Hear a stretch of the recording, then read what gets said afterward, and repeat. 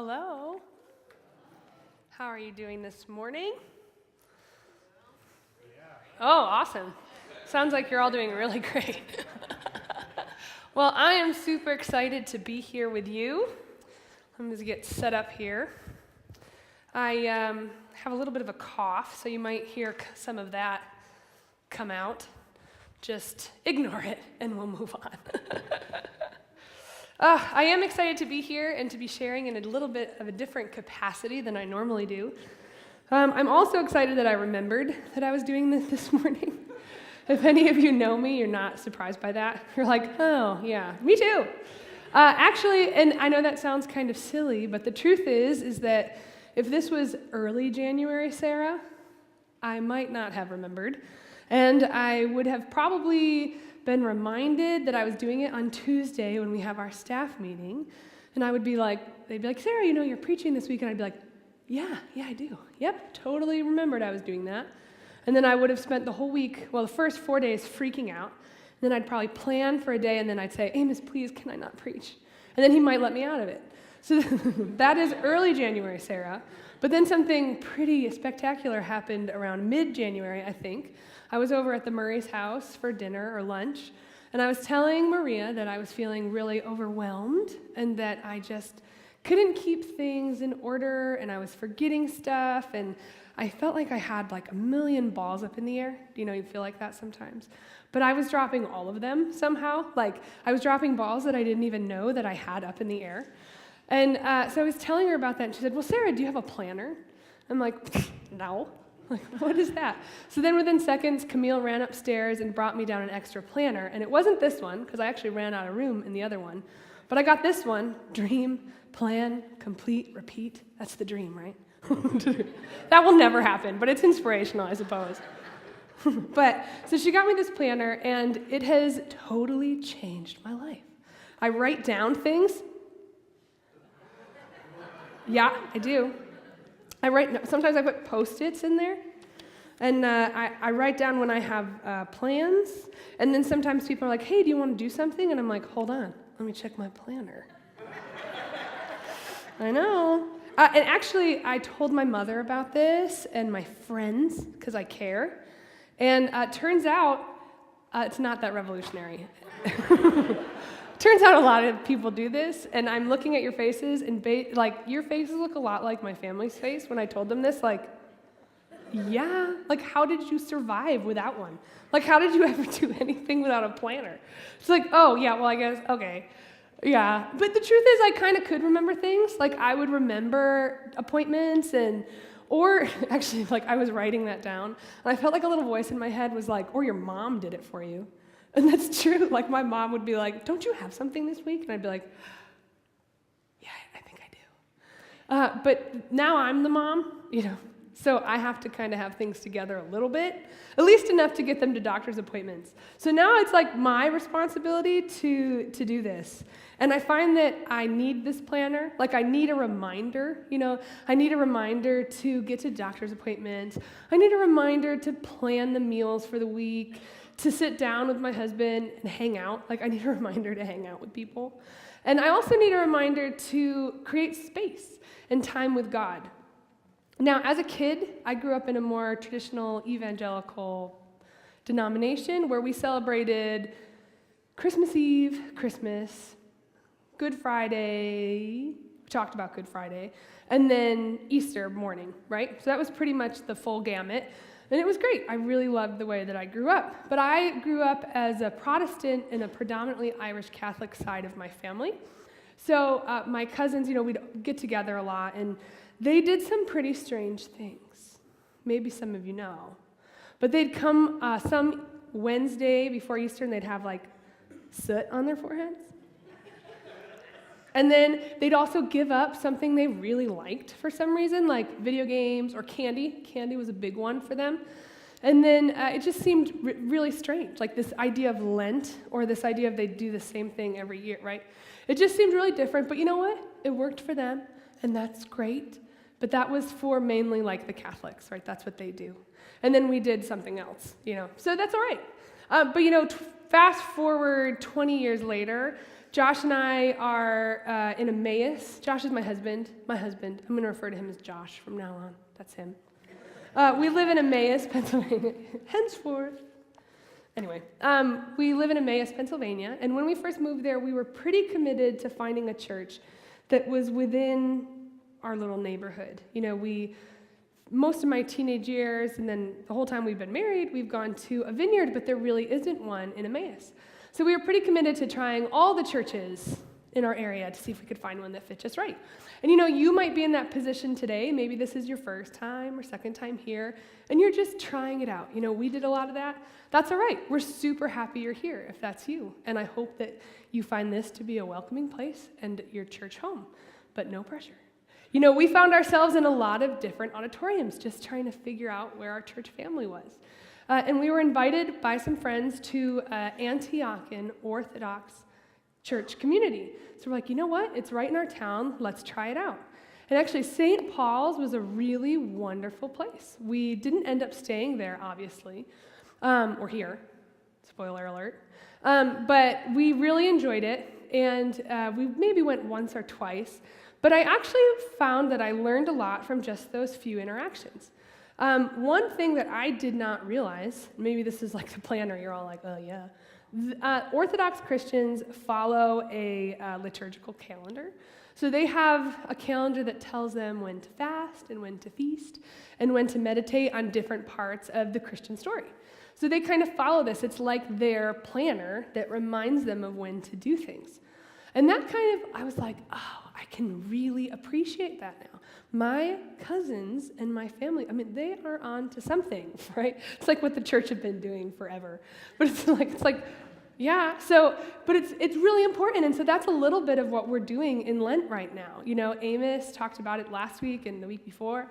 This is a time where we reflect on what God is doing or has done. We spend a lot of time looking at the story of Jesus before he rose from the grave, right? Like the apex of our history of Jesus coming back to life from the grave and redeeming us, right?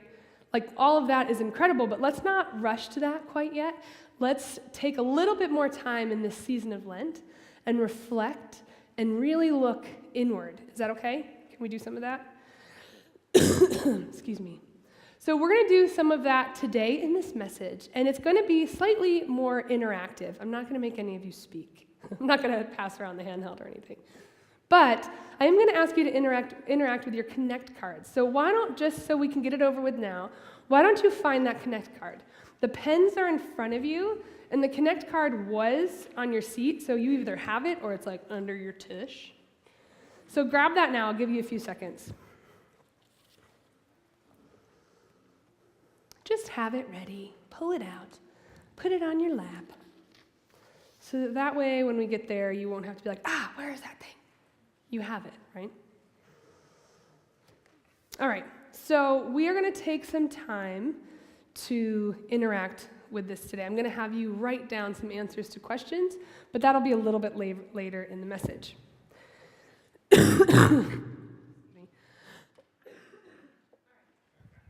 Shane is riding the fader back there, trying to make it so you don't blow your eardrums out every time I cough.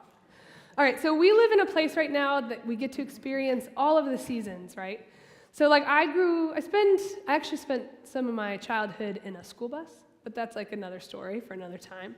And we lived in Arizona for a little while, and you don't experience all the seasons. You experience like hot, dry, super rainy. Like that's basically the gamut of what you experience. It's like, oh, I'm so dry. I'm so wet. Like that's about it. But here we get to experience all of them. And I'm sure you have a favorite season. My favorite season is autumn. It's just a beautiful time of year. But then I actually don't mind the transition into fall. Like I'm kind of ready for the slowdown. I like being trapped in my home with a little bit of snow and some, the warmth and a blanket and a book. And then Christmas, you have the nostalgia piece of it. I love all that stuff until about December 2nd, and then I'm done. Right? Like I don't want any more snow. Like my dream world would be is that I wake up and I like open the window on December 2nd. It's like there's birds and trees and blossoms and like spring is here, right? And Troy experienced this morning as I was typing something up. I'm not the most patient person. Like, I'm stomping my feet, like trying to get things to work. Like, I'm not very patient. So I really want spring to come and to be here so I can enjoy the outside and specifically my backyard, right? I have a very small backyard, and I meant to put a picture up, but I didn't. I have a really small backyard, but I really like it because it's specific, like it meets the needs for our family. It has little toys and a playhouse and a hammock and a little deck where I can sit under and drink my coffee. And it's like when you have 3 children under the age of 8, it's really nice to have a spot where you can be like, go outside, just go outside. And so I really, really like that. So the moment that it starts to get above 35, right, Cora? So the kids won't get frostbitten, I'm like, go outside. And so it got up to like almost 40, because we had that really nice spell where it was almost spring for like a hot second before Snowmageddon came. Right? Do you guys remember that time when it was nice? I do. So I sent the kids outside, and had all these hopes of what it was going to be, because it's like spring. And so they're outside, and probably within like 10 minutes, they were back in the house. And they were like covered in mud and dog poop. I know, I'm sorry. I'm going to say dog poop a lot. I hope you guys are okay. Covered in dog poop, and also like water, like mud, but also water from like unknown things. Like, I don't want to smell it. Like, you just don't know. So they came in, and they're a mess, and they're upset because they're also cold, because it probably isn't really warm enough for them to be out there. And so then I spend the next like 20 minutes taking their clothes off, getting them set. It's like bigger hassle. I should have just kept them inside. I had all these hopes for the backyard to be what I wanted it to be without really being willing to put any of the work in to make it what it should be, right? So I think I realized, all right, I got to get out there and get some things done. So I went out and I started cleaning it up and raking and all that fun stuff that I'm sure you're all familiar with. But while I was out there, I felt like God began to speak to me. Now, here at the Vineyard, we believe that God still speaks to people, just like he did in the Bible, right? And that can happen a lot of different ways, and that's something that we spend time talking about at other times. But for me, what it felt like when God was speaking to me in that specific moment, it felt like all of a sudden, as I'm working, I started to pay really close attention to my thoughts. And my thoughts were going down a direction that I didn't completely expect. And that direction was about how there is a close comparison to cleaning out our yards and our garden and tending to it, and also tending to who we are, to our hearts, right? And I'm not talking about the heart that makes us survive. I'm talking about the heart that, I know you guys probably all understand what I'm saying, but it's like the heart of the matter, the essence of who we are, right? God talks about this heart a lot. And so when I was thinking about this message, the verse that came to mind and I've spent some time with is in Proverbs 4:23. Above all else, guard your heart, for it is the wellspring of life. That feels pretty significant, right? Guard your heart. So as I'm clearing out my garden, I'm thinking about this, and I decided that's it. That's what I'm going to talk about today, is about what is it like to tend to our hearts, the wellspring of our life. So I am a big why person. I want to know why. I actually will I can be pretty obedient, but I just want to know why, which actually might not be the best thing. I know it has its downfalls, but I do feel like I wouldn't be true to who I am if I didn't offer you the why first. Why? Why should we tend our hearts? Well, it's great because this verse actually gives us a really quick answer to that. Above all else, guard your heart for or because it is the wellspring of life. Do you know what the wellspring is? I do, now that I looked it up. It's the thing where life comes from, or where the water comes from, where the water comes out from the ground and then bubbles out into the streams and into the gardens, that feed the plants, the water that is drank, right? It's the start, the source of things.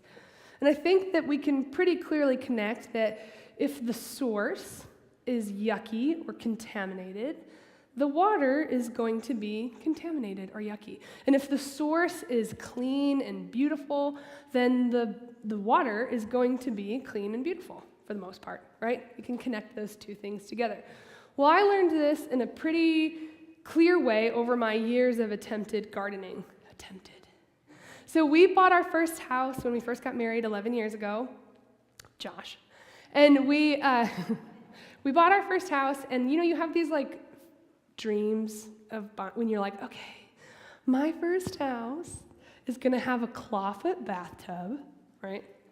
Yeah, a fireplace, and then I'm gonna have a really great garden, and I'm like gonna be the best, and I'm gonna cook all my food from this garden. I'm gonna do that. And I had all these dreams to do that, so I did all this research, and I found the best tomatoes, because he likes tomatoes, and I like tomatoes. So actually I like BLTs, if we're being completely honest. Tomatoes are fine, but the bacon. So I was like, all right, so I'm gonna grow this. I did all this research. I fertilized the soil. It was gonna be awesome. So I get this garden going, figured out where it needed to be, and then I waited. And it grew terrible tomatoes, maybe 5 of them, and they were kind of shrivelly and gross. And I don't remember if we ate any of them. We did. Were they bad? They were bad. Josh says they were bad. He probably ate it, and then I poisoned him, because what we found out was that the ground where we lived, it was a really old community, and it was downhill, but there were actually traces of arsenic and lead in the soil. He's still alive. He's fine. But there were actually traces of arsenic and lead in the soil. So everybody else who didn't tell me this, as I'm outside shoveling it, they build raised beds, and they come and truck in all their own soil that's already been treated and whatever. So that stunk. And then we moved to Media, Media, Pennsylvania. It's not that far from here. And we move into a friend's house who has actually had a garden for many years. So they've really taken the time to cultivate and make the soil just what it needs to be. So we were like, you know what, we're going to do this garden thing again. And we had an incredible garden, huge tomato plants with these big old tomatoes. We ate BLTs forever. My cholesterol skyrocketed. It was great. No, but it was awesome. So we learned pretty quickly that the source, no matter what I did, no matter how much research I did, that the source is actually the most important thing. Bad soil equals bad plants. Even if I add banana peels to it. It doesn't really matter. So we learned that really quickly. And the thing that I also, we realized that there are these comparisons, right? It's important that if this verse is true and our lives come out of our hearts, then it's really important that our hearts are okay, that they're doing well, that they're healthy.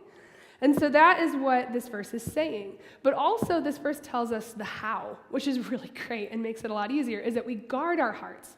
That is how we have a healthy space. So my backyard is meant to be a place for my family. But when the snow melts, like it did, and the signs of winter are dripping away, what's left is not really a great place for family. It's not a great place for kids. It's actually not really great for humans at all. And so the snow melts and reveals rotting leaves, and it reveals dog poop, lots of dog poop. And I should show a picture of my dog here, but she's little, so it's fine. And then, and also a lot of just grossness, right? Because the snow leaves, winter's over, and there's just junk in the backyard. You take a look at it, anyone who's cleaned out anything knows that it takes a lot of work. You sweat. And it is not pleasant to get those things up. And sometimes you look at it and think, wouldn't it just be easier if I left it? Because when you get rid of those dirty leaves, sometimes you realize there's actually more work to be done because the grass underneath has rotted away or been squashed, so now you just have dirt, and now you have a new problem to take care of. It seems like, it would just be easier to leave it. But I think we all know that actually doesn't work, because the rotting leaves end up stinking, and they get mold and bugs. And then the poop is just gross. Who really wants that in there? And then also the pools of water breed mosquitoes. So the place that was intended for my family and for joy actually ends up being really dangerous. And something that can be directly compared is that just like my backyard, when our hearts are messy, what happens is that the people we loved the most are the ones who get hurt. And that's not what we want. There's that kind of rotting stuff inside our hearts as well. And we need to be on guard against them. And what are the first steps to guarding something? Some might say strategy, or making plans, or building defenses, right? But that's actually not it. First, we have to identify. We have to know what we're guarding and what we are guarding that against, right? What we're guarding it from. If we don't know that, then we're just not going to be effective. It can be really hard to identify some of the stinky things in our lives, in our hearts, because that can kind of be an abstract thing, like what's rotting in my heart. But just like you can trace contaminated water back to the source, you can do the same thing for some of the yucky parts of our lives. So for me, this is really for me, that Facebook and some social media can be that rotten part of my life. That even if I can't identify what's going on in my heart, I can look at these actions in my life and say, oh, Facebook and social media are that for me. I'm on it a lot, so it takes time away from my family. But it feels like it would be really hard to get rid of, right? Like, how would I keep in touch with people? How would I share photos of things? And like, who would wish me happy birthday next July? Who's going to wish me happy birthday? You laugh, but you know you kind of think that sometimes, right? It doesn't seem that bad, like it seems kind of silly, like those aren't bad things to want, but actually when I trace it back to the wellspring, I realize that it kind of hits these kind of unhealthy parts of my heart. Like the fear of missing out, like will I be forgotten? If I'm not on there, will anybody remember me? Or what if I don't get to keep, like there's just these unhealthy parts that are in my heart that are not of God. And I can see that in how I interact with social media. And the crazy thing is that not only do our hearts determine our lives, but the way that we spend our lives can change the shape and also add things into our hearts, right? It's not compartmentalized, it's one. And I think that we know this, really, right? No matter where we go, companies or people are always trying to capture our hearts with the hope that like our wallets will follow. And we'll buy things, or we'll fall in love with something that we just have to have or do. I mean, that's so much of what we do. And here at the Vineyard, we've been using the F word a lot.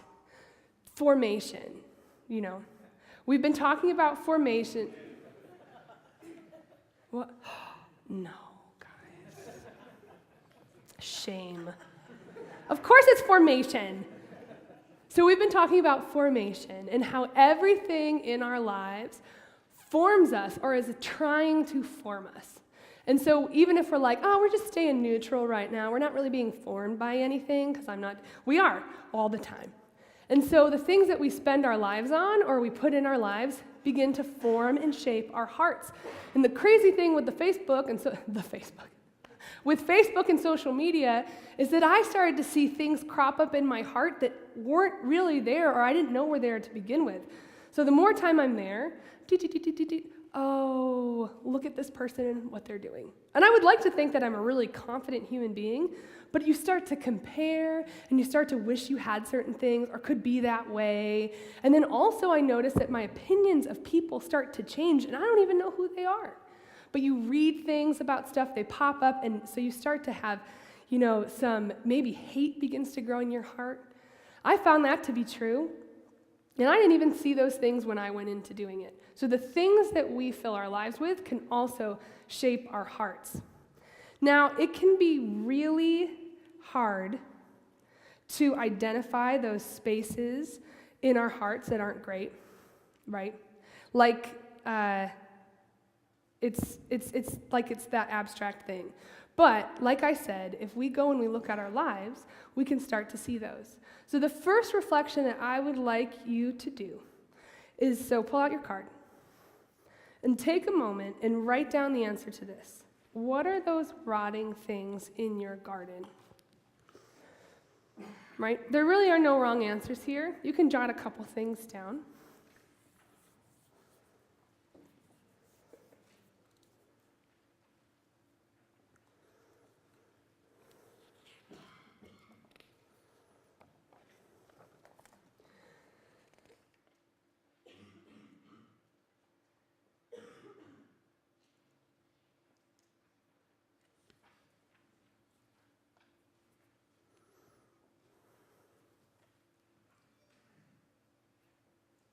All right.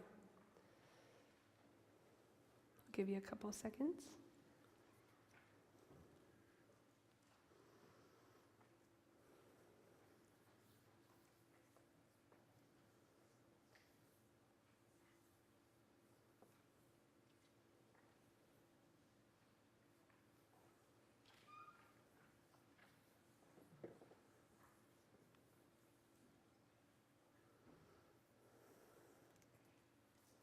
All right. Now, it can be easier to identify the blatantly yucky things, right? Chances are you have a few things you wrote down that are there. Like, it just is easier to identify the yuck. One thing that can be harder to guard against are weeds, or things that are actually inherently good but don't belong there. About a year ago, I went to get drinks with my sister and my cousins, who are about 15 years older than me, maybe a little more, but I can't say that because she'll probably watch this sermon. And they all have kids. Actually, I don't know why I said that. So they have kids that are older than my kids. So they're in high school, and some are just going into college. And they're a little bit closer than I am in those relationships. So I was just kind of listening and taking it all in. And they were talking about their lives right now and how they just feel like they have no time. Like their planner is completely full of things. And they're naming them, and they all sound like really good things, but then you start to see, like, I don't even have time to sit and talk to my husband. We're like ships passing in the night. Or, my kid's going through this thing, but in order to, but they're doing dance, and they're doing, just naming all this stuff, and I start to feel overwhelmed and scared because I don't want to be like that. But at the same time, I can 100% see how that happens. I kind of said something like, oh my gosh, I don't know how you do it. And it was like the instant, oh, just you wait. It's going to happen. And I knew it. I knew that is probably the trajectory of my life if I am not intentional, right? But the reason why it can happen is because everything they're saying is so good about what they're doing, what they're filling their lives with. They're all so good. There's dance for the kids, it's exercise, there's culture, like French lessons, and then there's tutoring, and right? They're all really, really good things. But I don't know that all of those things are important. And I think that sometimes Josh and I start to see our schedule fill up, and we have to be like, whoa, whoa, whoa, whoa, whoa. What are we doing? It's so hard to say, well, this is a really good thing. You want to give your kids all of the tools they need to be successful humans. It's so easy to justify filling your garden with that stuff. And I'm not saying that it's all wrong, but is it all supposed to be there? Those weeds in our garden can sometimes be the really good things. Blackberry bushes. I love blackberries. I like to make pies. Blackberries are delicious. They're good for you. Who's going to argue that they're not good for you? But a blackberry bush does not belong in my backyard because the kids would get tangled in it, and then I'd have, it doesn't work there. So as good as it is, it has to go. And also morning glories. Have you ever had morning glories? As a kid, they were my favorite. They grew all on my grandma's fence. And so when I moved to this house and realized I had morning glories coming up, I was like, yes.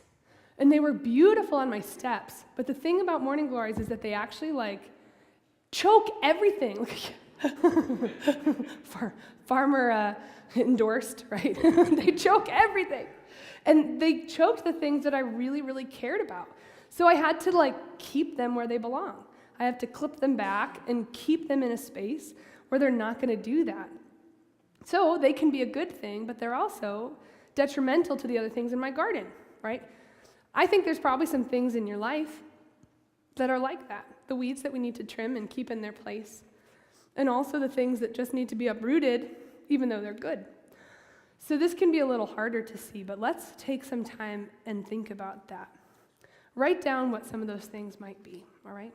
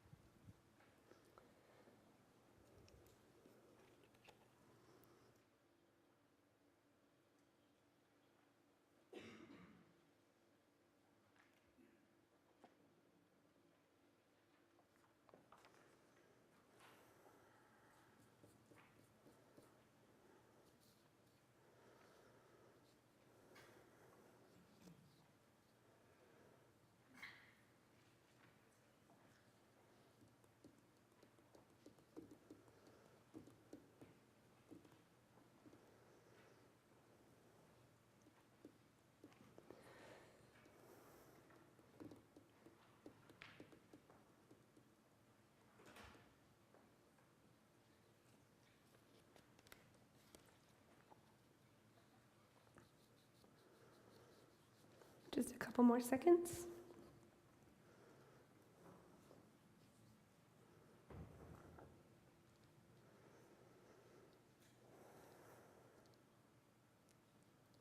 All right. So we have talked about the things that we need to weed from the garden of our hearts, if you will. But there are also things that need to be fed. You know, when I went out and cleared most of the stuff out of my garden, the first thing I started to do was plan. Like, I have a whole Pinterest board devoted to what my garden is going to be. And one thing I really want, just in case you were wondering, I know you're dying to know, I really want a lavender hedge in my garden, maybe some rosemary. But did you know that you have to get a specific kind of lavender? You can't just plant lavender. You have to find the certain breed that likes this kind of weather, that is into the kind of, that will chill with the kind of soil that I have. You have to introduce them and see if they like each other. And then if they decide they want to go on a second date, then it's very specific. And also, I have to feed it specific things, right? So it's not as easy just to be all right, now I've cleaned you out, be something beautiful. There's effort on the other end as well. So I have to take the time to feed and put energy into the good stuff that needs to grow. And we need to do that with our hearts too. For me, something that is really good in my heart and that seems to have really great effects in my life is the time that I spend with God. So whether it be just a stillness, which I don't get a ton of because I have 3 kids, and one of them is 2. So I don't get a lot of space for stillness. But time with God is really important. And one of the ways I feed that is with reading Scripture. And I know that it's really important. So I do that, but I also have a fertilizer, something that accelerates it. I have an app that I use called Read Scripture. There's another one called Pray As You Go. They're just really great tools to be able to feed that thing that is so good for my heart, that helps that space grow. And it also is a great reminder. It helps me stay committed to doing that. So what are those things in your life that need to be fed? And actually sometimes, this isn't in my notes, so we'll see what happens, but I think that sometimes we have dreams, right, that feel this is not a practical thing to feed right now. This isn't, I have all these other responsibilities, but this dream that I have or this thing that gives me life, doesn't fit into the picture. I don't think that you have to necessarily rule that out.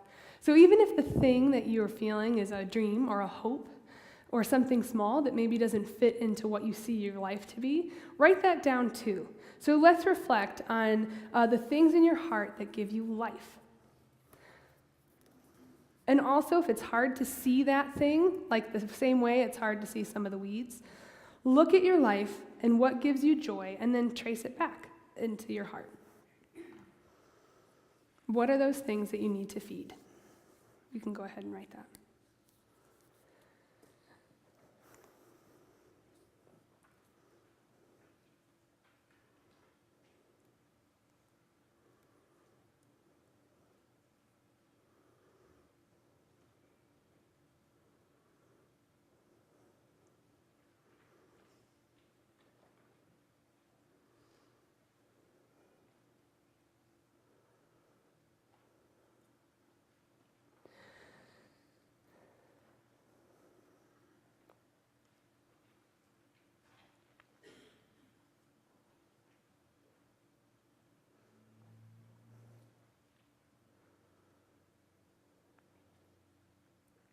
All right. So this morning we've talked about the why, right? Why do we need to tend and guard our hearts? And we talked about what we need to weed and what we need to feed. But I think that sometimes we look at our list, so you can look at your list, or we might even look at our hearts and our lives and say, oh, this is just too much, right? I want a new garden. I just want to start over. We see the weeds that have overtaken our marriages and our relationships and think, you know what would be easier? Cutting it down, right? Starting over. Let's just get a new one. As part of a church community or a family, we might say, okay, the weeds here are just way too big for me to deal with. I'm going to do something different. I'm done. And we think that if we could just find a new place, it would be better.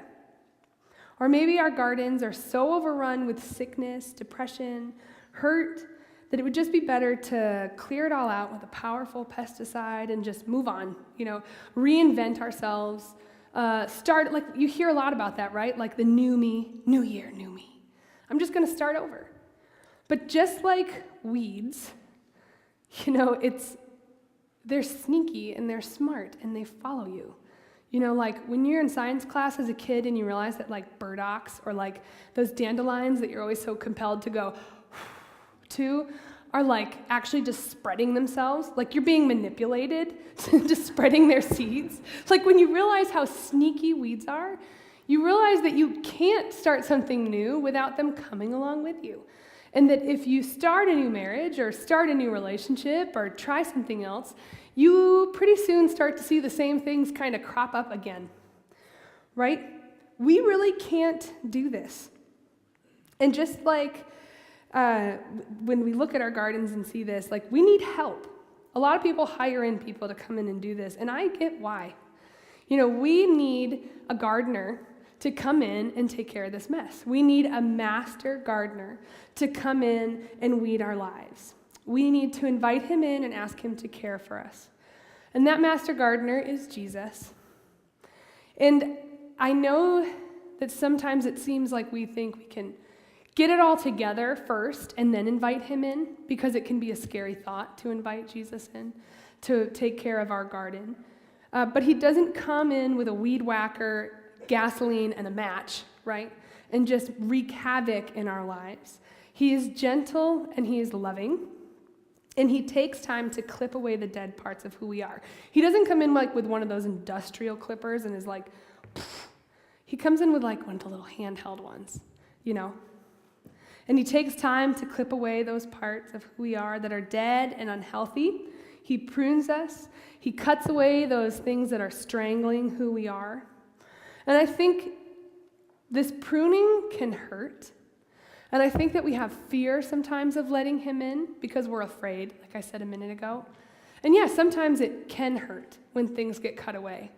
But it's not the kind of pain that's there for the sake of pain. It's like the pain of labor that ends with something beautiful, right? It's pain for a purpose, which I can get behind, right? I don't really want to do it, but I can embrace that. Jesus is the master gardener, and he smiles with delight as he unearths the beautiful parts of who we are. He'll say, I knew this was here all along, as he unearths something, right? And who better to invite in to take care of your garden than the one who placed everything that was good there from the start? Weeding and feeding our hearts is much too big a job for us to do. We need Jesus. We just need to open up the gate. Now, some of you have never invited Jesus into your heart, and he is there waiting to come in and help you work through the things you need to do. He's not going to barge in, but he's waiting to be asked. And I know that some of us has already invited him in, but we want him to sit on the porch and drink coffee, or maybe we think that's what he wants to do while we do the work. It's like when you have friends over and you're like, no, sit, I'm so sorry, it's such a mess in here. I promise it's not normally this messy. Can you tell I say that a lot? But that's not what Jesus wants. He wants to come in and do the work, and we can be there for it, right? So we who have already asked him in need to open up the gate and invite him to come and help us, because he doesn't barge in. He's gentle, and he respects our space, right? He gave us will. He respects us, so we invite him to help us.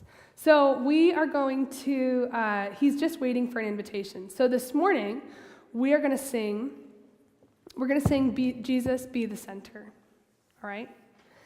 And this is an invitation to invite him to be the center of our lives. And if this is something you're not comfortable doing right yet, that's okay. You can just stand and listen or think about the things that God is doing or that is happening in your lives. Like, there are other things you can meditate on right now. But for now, let's stand and sing, Jesus Be the Center. Let's pray.